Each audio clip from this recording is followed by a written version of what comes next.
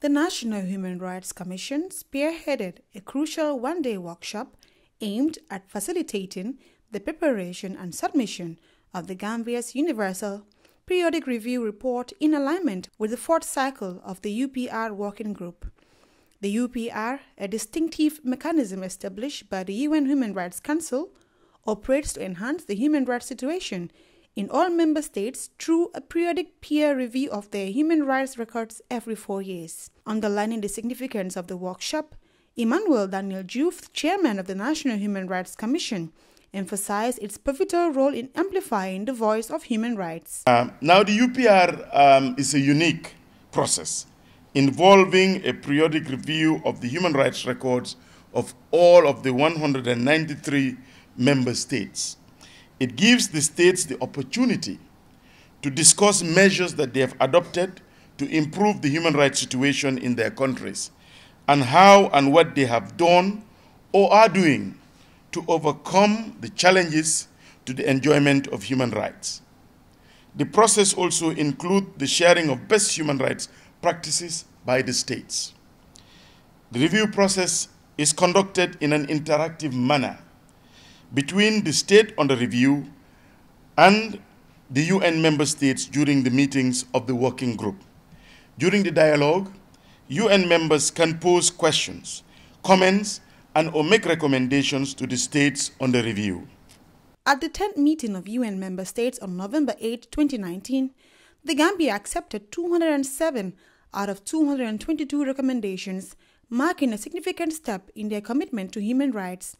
The chairman of the National Human Rights Commission stated that this decision is currently under review at this particular workshop on the Universal Periodic Review process, highlighting the country's ongoing dedication to upholding human rights standards.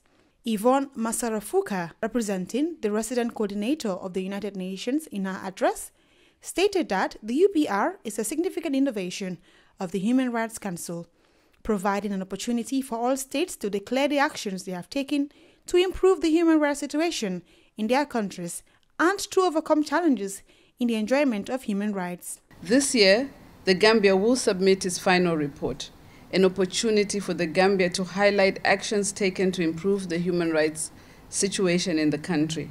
We are encouraged by the continued engagement and enthusiasm in engaging with the UPR to ensure proper reflection of the state of human rights in the Gambia.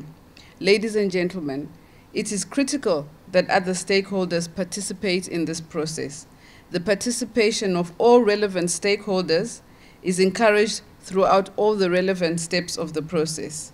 Ndei Bakurin, the executive director of Tango, remarked that the UPR process serves as a platform for promoting human rights, fostering dialogue, and motivating states to uphold their commitments under international human rights laws. It's all about the principle of universality, impartiality, and non-selective in addressing human rights issues globally and nationally.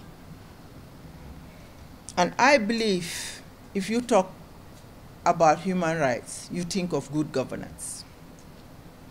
Because good governance is all about making good policy choices, setting strategic directions, and effective execution of this policy for the benefit of the population and people living in that country, and everybody by extension. With the government of the Gambia slated to present its national report in October 2024, and stakeholders such as the National Human Rights Council Rights Report expected to submit their complementary reports in July 2024, the workshop serves as a pivotal platform for collaborative efforts towards advancing human rights in the country. For the Fatu Network, I am Jacqueline Coley.